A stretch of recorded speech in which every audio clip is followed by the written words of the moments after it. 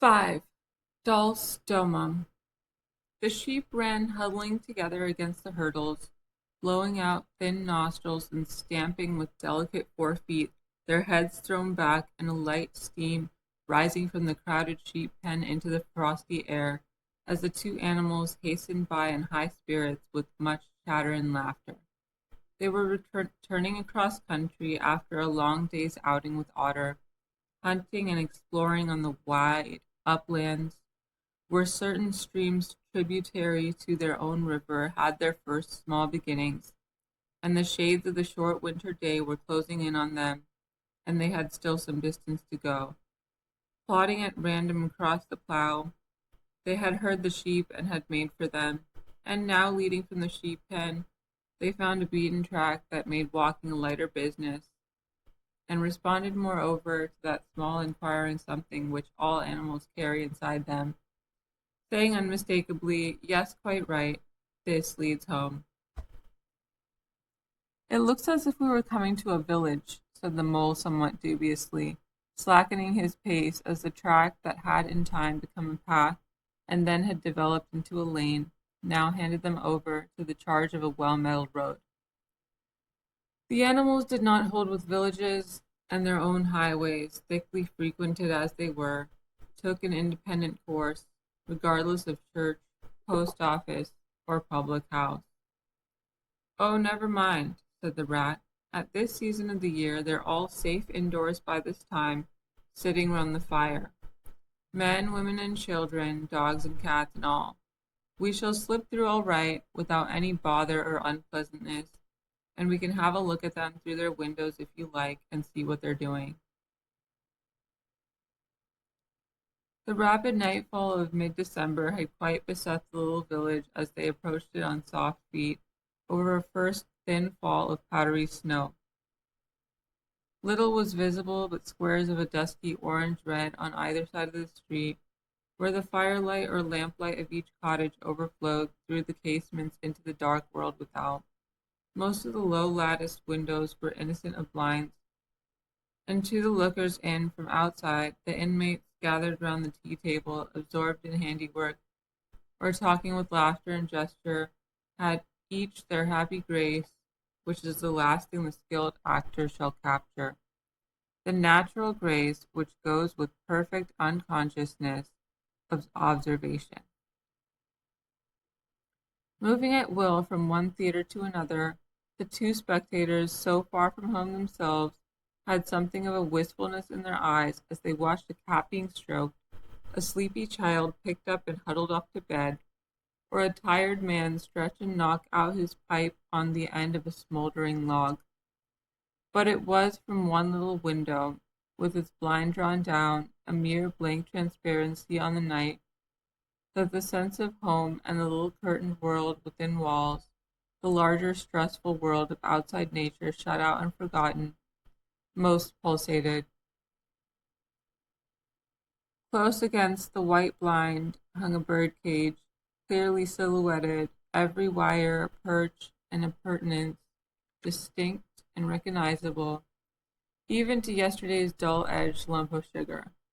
On the middle perch the fluffy occupant, head tucked well into feathers, seemed so near to them as to be easily stroked, had they tried, even the delicate tips of his plumped-out plumage penciled plainly on the illuminated screen.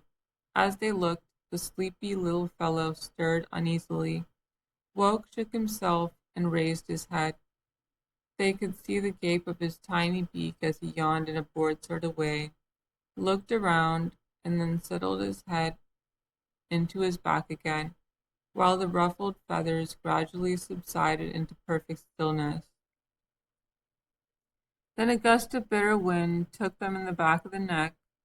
A small sting of frozen sleet on the skin woke them as from a dream, and they knew their toes to be cold and their legs tired, and their own home distant a weary way. Once beyond the village, where the cottages ceased abruptly, on either side of the road they could smell through the darkness the friendly fields again, and they braced themselves for the last long stretch, the home stretch, the stretch that we know is bound to end, sometime in the rattle of the door latch, the sudden firelight, and the sight of familiar things greeting us as long absent travelers from far over sea. They plodded along steadily and silently, each of them thinking his own thoughts. The moles ran a good deal on supper, as it was pitch dark, and it was all a strange country for him as far as he knew, and he was following obediently in the wake of the rat, leaving the guidance entirely to him. As for the rat, he was walking a little way ahead, as his habit was, his shoulders humped, his eyes fixed on the straight gray road in front of him, so he did not notice poor Mole when suddenly the summons reached him and took him like an electric shock. We others, who have long lost the more subtle of the physical senses, have not even proper terms to express an animal's intercommunications with its surroundings, living or otherwise, and have only the word smell, for instance, to include the whole range of delicate thrills which murmur in the nose of the animal night and day, summoning, warning, inciting, repelling. It was one of these mysterious fairy calls from out the void that suddenly reached the mole in the darkness, making him tingle through and through with its very familiar appeal, even while yet he could not clearly remember what it was. He stopped dead in his tracks, his nose searching hither and thither in its efforts to recapture the fine filament, the telegraphic current that had so strongly moved him. A moment, and he had caught it again, and with it this time came recollection in fullest flood. Home. That was what they meant. Those caressing appeals, those soft touches wafted through the air, those invisible little hands pulling and tugging all one way. Why, it must be quite close by him at this moment. His old home that he had hurriedly forsaken and never sought again that day when he first found the river. And now it was sending out its scouts and its messengers to capture him and bring him in. Since his escape on that bright morning, he had hardly given it a thought. So absorbed had he been in his new life, in all its pleasures, its surprises, its fresh and captivating experiences. Now, with the rush of old memories, how clearly it stood up before him in the darkness. Shabby indeed, and small and poorly furnished, and yet his, the home he had made for himself, the home he had been so happy to get back to after his day's work. And the home had been happy with him too, evidently, and was missing him, and wanted him back, and was telling him so, through his nose, sorrowfully, reproachfully, but with no bitterness or anger, only with plaintive reminder that it was there and wanted him. The call was clear, the summons was plain. He must obey it instantly and go. Ratty, he called, full of joyful excitement. Hold on, come back, I want you quick. Oh, come along, Mole, do, replied the rat cheerfully, still plodding along. Please stop, Ratty, pleaded the poor mole in anguish of heart. You don't understand. It's my home, my old home. I've just come across the smell of it, and it's close by here, really quite close. And I must go to it, I must. Oh, come back, Ratty, please, please, come back. The rat was by this time very far ahead, too far to hear clearly what the mole was calling, too far to catch the sharp note of painful appeal in his voice, and he was much taken up with the weather, for he too could smell something suspiciously like approaching snow. Mole, we mustn't stop now, really, he called back. We'll come for it tomorrow, whatever it is you found. But I daren't stop now. It's late, and the snow's coming on again, and I'm not sure of the way. And I want your nose, Mole, so come on quick. There's a good fellow. And the rat pressed forward on his way without waiting for an answer. Poor Mole stood alone in the road, his heart torn asunder, and a big sob gathering somewhere low down inside him, to leap up to the surface presently. He knew in passionate escape. But even under such a test as this, his loyalty to his friend stood firm. Never for a moment did he dream of abandoning him. Meanwhile, the wafts from his old home pleaded, whispered, conjured, and finally claimed him imperiously. He dared not tarry longer within their magic circle. With a wrench that tore his very heartstrings, he set his face down the road and followed submissively in the track of the rat, while faint, thin little smells, still dogging his retreating nose, reproached him for his new friendship and his callous forgetfulness. With an effort, he caught up to the unsuspecting rat, who began chatting cheerfully about what they would do when they got back, and how jolly a fire of logs in the parlor would be, and what a supper he meant to eat, never noticing his companion's silence and distressful state of mind.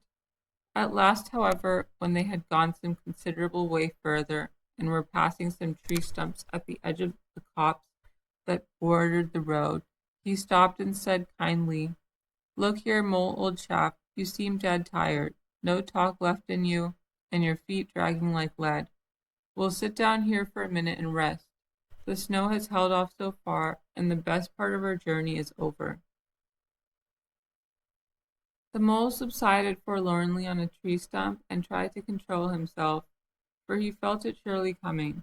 The sob he had fought with so long refused to be beaten. Up and up it forced its way to the air, and then another and others thick and fast, till poor Mole at last gave up the struggle and cried freely and helplessly and openly, now that he knew it was all over, and he had lost what he could hardly be said to have found.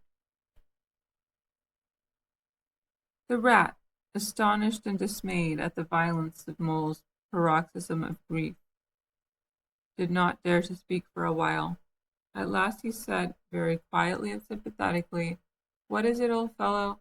Whatever can be the matter, tell us your trouble and let me see what I can do." Poor Mole found it difficult to get any words out between the upheavals of his chest that followed one upon another so quickly, and held back speech and choked as it came. "I know it's a shabby, dingy little place," he sobbed forth at last, brokenly, "not like your cozy quarters, or Toad's beautiful hall, or Badger's great house, but it was my own little home, and I was fond of it, and I went away and forgot all about it, and then I smelt it suddenly on the road when I called, and you wouldn't listen, rat.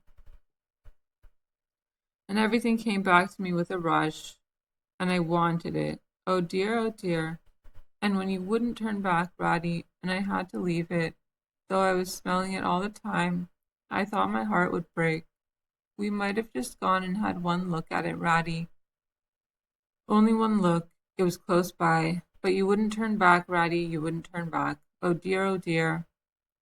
Recollection brought fresh waves of sorrow, and sobs again took full charge of him, preventing further speech. The rat stared straight in front of him, saying nothing, only patting Mole gently on the shoulder. After a time he muttered gloomily, "I see it all now. What a pig I have been. A pig, that's me. Just a pig. Plain pig."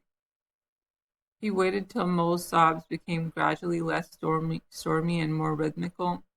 He waited till at last sniffs were frequent and sobs only intermittent. Then he rose from his seat, and remarking carelessly, "Well, now we'd really better be getting on, old chap," set off up the road again, over the toilsome way they had come. "Wherever are you, going to, Ratty?" cried the tearful Mole, looking up in alarm. "We're going to find that home of yours, old fellow," replied the rat pleasantly, "so you had better come along, for it will take some finding, and we shall want your nose." "Oh, come back, Ratty, do," cried the Mole, getting up and hurrying after him. "It's no good, I tell you, it's too late and too dark, and the place is too far off, and the snow's coming. And I never meant to let you know I was feeling that way about it. It was all an accident and a mistake, and I think a riverbank and your supper." "Hang riverbank and supper too," said the rat heartily. "I tell you, I'm going to find this place now if I stay out all night. So cheer up, old chap, and take my arm, and we'll very soon be back there again." Still snuffling, pleading and reluctant, Mole suffered himself to be dragged back along the road by his imperious companion. who by a flow of cheerful talk and anecdote endeavored to beguile his spirits back and make the weary way seem shorter. When at last it seemed to the rat that they must be nearing that part of the road where the mole had been held up, he said, "Now no more talking. Business. Use your nose and give your mind to it." They moved on in silence for some little way, when suddenly the rat was conscious, through his arm that was linked in Mole's, of a faint sort of electric thrill that was passing down that animal's body. Instantly he disengaged himself, fell back a pace, and waited all attention. The signals were coming through. Mole stood a moment rigid, while his uplifted nose, quivering slightly, felt the air. Then a short, quick run forward, a halt, a check, a try back, and then a slow, steady, confident advance. The rat, much excited, kept close to his heels as the mole, with something of the air of a sleep walker, crossed a dry ditch, scrambled through a hedge, and nosed his way over a field open and trackless and bare in the faint starlight. Suddenly, without giving warning, he dived, but the rat was on the alert and promptly followed him down the tunnel to which his unerring nose had faithfully led him. It was close and airless, and the earthly smell was so strong, and it seemed a long time to Rat ere the passage ended and he could stand erect and stretch and shake himself. The mole struck a match, and by its light the rat saw that they were standing in an open space, neatly swept and sanded underfoot, and directly facing them was the mole's little front door, with Mole End painted in Gothic lettering over the bell pull at the side. Mole reached down a lantern from a nail on the wall and lit it, and the rat, looking round him, saw that they were in a sort of four-count. A garden seat stood on one side of the door, and on the other a roller, for the mole, who was a tidy animal when at home, could not stand having his ground kicked up by other animals into little runs that ended in earth heaps. On the walls hung wire baskets with ferns in them, altercating with brackets carrying plaster statuary, Garibaldi and the infant Samuel and Queen Victoria, and other heroes of modern Italy. Down on one side of the four-count ran a skittle alley, with benches along it and little wooden tables marked with rings that hinted at beer mugs. In the middle was a small round pond containing goldfish and surrounded by a cockle shell border. Out of the center of the pond rose a fanciful erection clothed in more cockle shells and topped by a large silvered glass ball that reflected everything all wrong and had a very pleasing effect. Mole's face beamed at the sight of all of these objects so dear to him, and he hurried Rat through the door, lit a lamp in the hall, and took one glance round his old home. He saw the dust lying thick on everything, saw the cheerless, deserted look of the long-neglected house, and its narrow, meager dimensions, its worn and shabby contents, and collapsed again on a hall chair, his nose to his paws. "Oh, Ratty," he cried dismally, "why ever did I do it? Why did I bring you to this poor, cold little place on a night like this, when you might have been at Riverbank by this time, toasting your toes before a blazing fire, with all your own nice things about you?" The rat paid no heed to his doleful self-reproaches. He was running here and there, opening doors, inspecting rooms and cupboards, and lighting lamps and candles, and sticking them up everywhere. "What a capital little house this is," he called out cheerily. "So compact, so well planned. Everything here and everything in its place. We'll make a jolly night of it. The first thing we want is a good fire. I'll see to that. I always know where to find things. So this is the parlor. Splendid. Your own idea. Those little sleeping bunks on the wall. Capital. Now I'll fetch the wood and the coals, and you get a duster, Mole. You'll find one in the drawer of the kitchen table, and try and smarten things up a bit. Bustle about, old chap." Encouraged by his inspiriting companion, the mole roused himself and dusted and polished with energy and heartiness, while the rat, running to and fro with armfuls of fuel, soon had a cheerful blaze roaring up the chimney. He hailed the mole to come and warm himself, but Mole promptly had another fit of the blues, dropping down on a couch in dark despair and burying his face in his duster. Rat, he moaned, how about your supper, you poor, cold, hungry, weary animal? I've nothing to give you, nothing, not a crumb. What a fellow you are for giving in, said the rat reproachfully. Why, only just now I saw a sardine opener on the kitchen dresser, quite distinctly, and everybody knows that means there are sardines about somewhere in the neighborhood. Rouse yourself, pull yourself together and come with me and forage. They went and foraged accordingly, hunting through every cupboard and turning out every drawer. The result was not so very depressing after all, though of course it might have been better. A tin of sardines, a box of Captain's biscuits nearly full, and a German sausage encased in silver paper. Here's a banquet for you, observed the rat as he arranged the table. I know some animals who would give their ears to be sitting down to supper with us tonight. No bread, groaned the mole dolorously. No butter, no pâté de foie gras, no champagne, continued the rat, grinning. And that reminds me, what's that little door at the end of the passage? Your cellar, of course. Every luxury in this house. Just you wait a minute. He made for the cellar drawer and presently reappeared, somewhat dusty, with a bottle of beer in each paw and another under each arm. Self-indulgent beggar you seem to be, Mole, he observed. Deny yourself nothing. This is really the jolliest little place I ever was in. Now wherever did you pick up those prints? Make the place look so home-like they do. No wonder you're so fond of it, Mole. Tell us all about it and how you came to make it what it is. Then while the rat busied himself fetching plates and knives and forks, and mustard which he mixed in an egg cup, the mole, his bosom still heaving with the stress of his recent emotion, related, somewhat shyly at first, but with more freedom as he warmed to his subject, how this was planned, and how that was thought out, and how this was got through a windfall from an aunt, and that was a wonderful find and a bargain, and this other thing was bought out of laborious savings and a certain amount of going without. His spirits finally quite restored, he must needs go and caress his possessions, and take a lamp and show off their points to his visitor and expatiate on them, quite forgetful of the supper they both so much needed. Rat, who was desperately hungry but strove to conceal it, nodding seriously, examining with a puckered brow, and saying "wonderful" and "most remarkable" at intervals, when the chance for an observation was given him. At last the rat succeeded in decoying him to the table, and had just gotten seriously to work with the sardine opener, when sounds were heard from the forecourt without, sounds like the scuffling of small feet in the gravel and a confused murmur of tiny voices, while broken sentences reached them.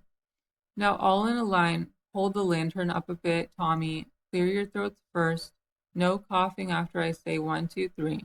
Where's young Bill? Here, come on, too, we're all waiting. What's up? Inquired the rat, pausing in his labors. I think it must be the field mice, replied the mole, with a touch of pride in his manner. They go round carol singing regularly at this time of the year.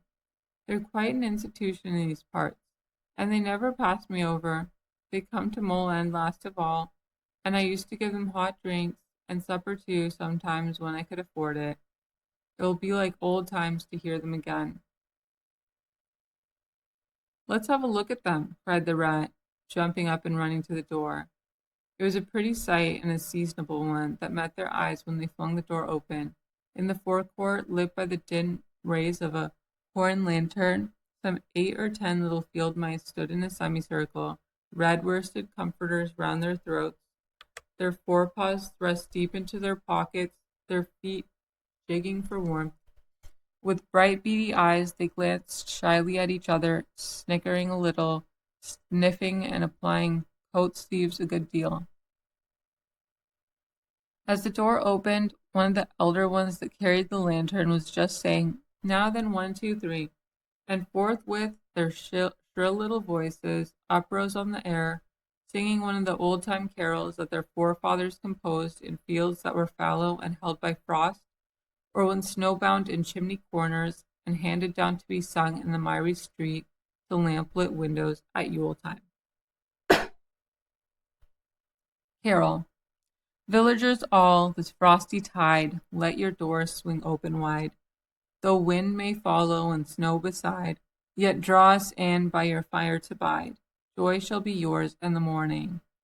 Here we stand in the cold and the sleet, blowing fingers and stamping feet, come from far away you to greet, you by the fire and we in the street, bidding you joy in the morning.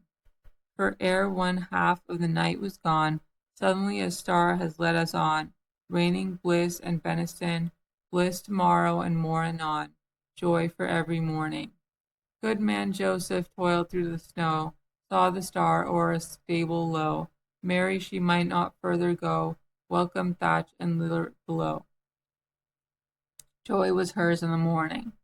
And then they heard the angels tell, who were the first to cry Noel, animals all as it befell, in the stable where they did dwell, joy shall be theirs in the morning. Their voices ceased, the singers, bashful but smiling, exchanged sidelong glances, and silence succeeded, but for a moment only. Then from up above and far away, down the tunnel they had so lately traveled, was borne to their ears in a faint musical hum, the sound of distant bells ringing a joyful and clangorous peal. Very well sung, boys, cried the rat heartily. And now come along in, all of you, and warm yourselves by the fire and have something hot. Yes, come along, field mice, cried the mole eagerly. This is quite like old times. Shut the door after you. Pull up that settle to the fire. Now you just wait a minute while we... Oh, Ratty, he cried in despair, plumping down on his seat, with tears impending. Whatever are we doing? We've nothing to give them. You leave that all to me, said the masterful rat. Here you with the lantern. Come over this way. I want to talk to you. Now tell me, are there any shops open at this hour of the night? Why, certainly, sir, replied the field mouse respectfully. At this time of the year our shops keep open to all sorts of hours. Then look here, said the rat. You go off at once, you and your lantern, and you get me. Here much muttered conversation ensued, and the mole only heard bits of it, such as, fresh mind. No, a pound of that will do. See you get Buggins's, for I won't have any other. No, only the best. If you can't get it there, try somewhere else. Yes, of course, homemade, no tin stuff. Well then, do the best you can. Finally, there was a chink of coin passing from paw to paw. The field mouse was provided with an ample basket for his purchases, and off he hurried, he and his lantern.